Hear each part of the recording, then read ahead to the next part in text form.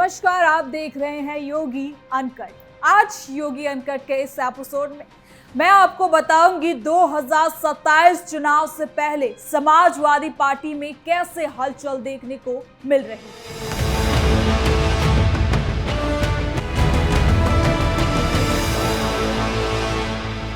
उत्तर प्रदेश की सियासत में 2027 का चुनाव भले ही अभी दूर हो, लेकिन चुनावी बिसात बिछनी शुरू हो चुकी है। इंडिया गठबंधन की बैठकों से लेकर सीटों के संभावित बंटवारे तक हर कदम भविष्य के राजनीतिक समीकरण तय करेगा। एक तरफ समाजवादी पार्टी अपने मजबूत जनाधार के दम पर बड़ी भूमिका चाहती है, तो दूसरी तरफ कांग्रेस लोकसभा चुनाव में मिली सफलता को विधानसभा में भी भुनाने की तैयारी में है। इसी बीच अखिलेश यादव का कांग्रेस को लेकर दिया गया बयान कई सवाल खड़े करता है। क्या विपक्ष एकजुट रहेगा या सीटों की खींचतान नए विवाद को जन्म देगी? यही अब सबसे बड़ा राजनीतिक सवाल बनता जा रहा है। तो चलिए बिना किसी काट छाट के जरा विस्तार से जानते हैं कि चुनाव से पहले उत्तर प्रदेश में क्या कुछ चल रहा है।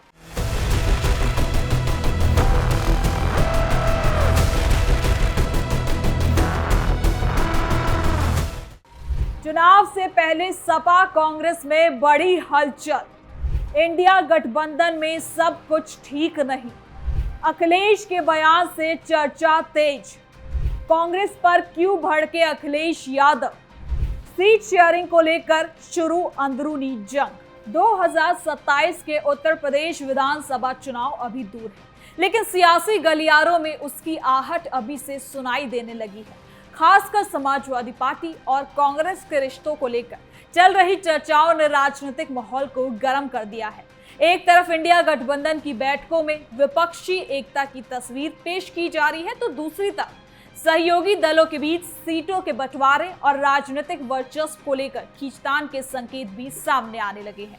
हाल ही में हुई इंडिया ब्लॉक की बैठक में समाजवादी पार्टी प्रमुख अखिलेश यादव के एक बयान ने इस चर्चा को और ज्यादा तेज कर दिया है। दरअसल बैठक के दौरान अखिलेश यादव ने कहा कि उन्हें अच्छी तरह पता है कि कांग्रेस के अंदर कौन लोग उनके खिलाफ बातें कर रहा है। उनका ये बयान सुनकर बैठक में मौजूद कई नेता हैरान हो गए। हालांकि उन्होंने किसी नेता का नाम नहीं लिया, लेकिन उनके शब्दों ने ये साफ संकेत दिया कि गठबंधन के भीतर सब कुछ ठीक नहीं चल रहा। इस पर राजनीतिक जानकारों का मानना है कि बयान केवल एक नाराजगी नहीं, बल्कि कांग्रेस नेतृत्व को दिया गया एक राजनीतिक संदेश भी था।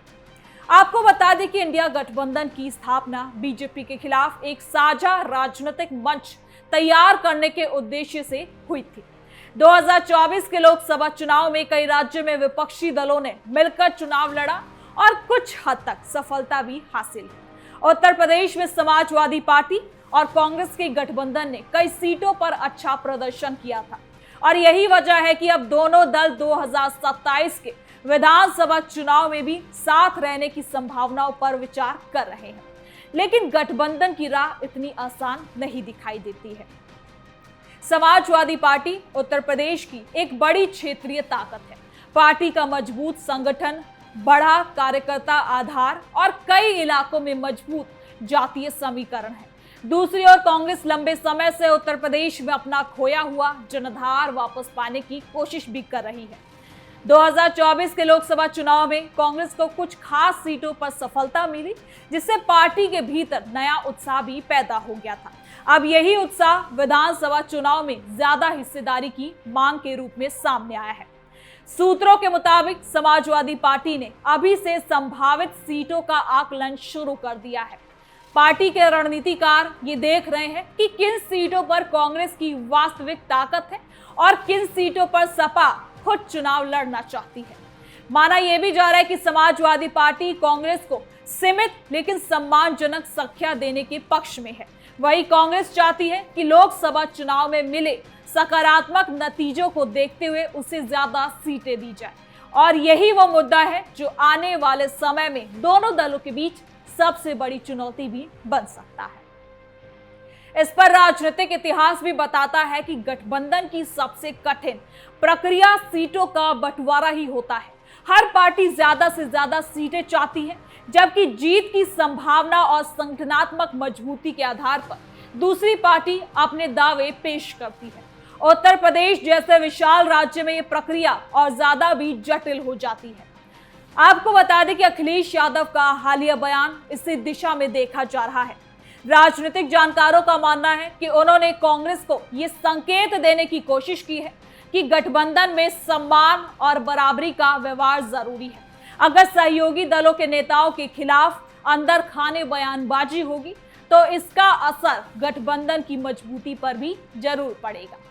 तो ही दिलचस्प बात तो यह है कि कांग्रेस और समाजवादी पार्टी के शीर्ष नेताओं के बीच सार्वजनिक रूप से किसी तरह के मतभेद नहीं दिखाई देते। राहुल गांधी और अखिलेश यादव कई मौकों पर एक साथ एक दूसरे की तारीफ भी कर चुके हैं। दोनों नेताओं ने बीजेपी के खिलाफ साझा संघर्ष की बात भी कही है, लेकिन जमीनी स्तर पर कार्यकर्ताओं और स्थानीय नेताओं के बीच कंपटीशन बना हुआ है। कई जिलों में दोनों दलों के नेता के बीच राजनीतिक वर्चस्व की लड़ाई भी देखने को मिलती है और यही वजह है कि गठबंधन को केवल शीर्ष नेतृत्व की सहमति ही नहीं चाहिए, इसके लिए जिला स्तर से लेकर बूथ स्तर तक तालमेल बनाना भी जरूरी है। अगर कार्यकर्ता एक दूसरे के खिलाफ काम करने लगे तो गठबंधन का गणित बिगड़ सकता है। यही चिंता दोनों दलों के रणनीतिकारों को सता रहा है। इसके साथ ही आपको बता दें कि उत्तर प्रदेश की राजनीति में जातीय समीकरण हमेशा एक खास भूमिका में रहा है। समाजवादी पार्टी का मुख्य आधार यादव, मुस्लिम और कुछ दूसरी पिछड़ी जातियों के वोट बैंक माने जाते हैं। वहीं कांग्रेस अलग अलग वर्गों को साथ लेकर चलने की कोशिश में है। अगर दोनों दलों का वोट बैंक सही तरीके से एकजुट होता है तो बीजेपी के सामने एक मजबूत चुनौती खड़ी हो सकती है। लेकिन अगर वोटों का ट्रांसफर पूरी तरह से नहीं हुआ तो गठबंधन को नुकसान भी उठाना पड़ सकता है। इसके साथ ही 2024 के लोकसभा चुनाव ने भी यह दिखाया था कि विपक्षी एकता का असर चुनावी नतीजों पर भी पड़ सकता है। कई सीटों पर बीजेपी को कड़ी टक्कर मिली थी। इसी अनुभव के आधार पर विपक्षी दल 2027 की रणनीति बना रहे हैं। हालांकि विधानसभा चुनाव का स्वरूप लोकसभा चुनाव से अलग होता है। यहाँ स्थानीय मुद्दे, उम्मीदवार की छवि और क्षेत्रीय समीकरण ज्यादा प्रभाव डालते हैं। समाजवादी पार्टी ये मानती है कि राज्य में उसका जनाधार कांग्रेस से कहीं ज्यादा मजबूत है, इसलिए सीटों के बंटवारे में उसे ज्यादा भूमिका मिलनी चाहिए। वहीं अगर कांग्रेस की बात करें तो कांग्रेस चाहती है कि अगर उसे उसके मुताबिक सीटें नहीं मिलेंगी तो उसका संगठन मजबूत नहीं हो पाएगा और कार्यकर्ताओं का मनोबल भी कहीं ना कहीं इससे प्रभावित हो सकता है। यही वो संतुलन है जिसे दोनों दलों को साधना होगा। इस पर राजनीतिक जानकारों का भी कहना है कि बिहार की राजनीति से भी दोनों दल सबक लेना चाहेंगे। कई बार विपक्षी गठबंधनों में सीटों को लेकर विवाद इतना ज्यादा बढ़ गया कि चुनावी नुकसान उठाना पड़ा। इसलिए उत्तर प्रदेश में शुरुआती दौर से ही स्पष्ट रणनीति बनाने की जरूरत होगी। अगर बातचीत लंबी खिंचती है तो असमंजस की स्थिति पैदा हो सकती है। इस बीच बीजेपी भी विपक्षी दलों की गतिविधियों पर नजर को बनाए हुए है। बीजेपी का दावा है कि विपक्षी गठबंधन केवल सत्ता प्राप्त करने के लिए बना है और उसके पास कोई साझा विचारधारा नहीं है।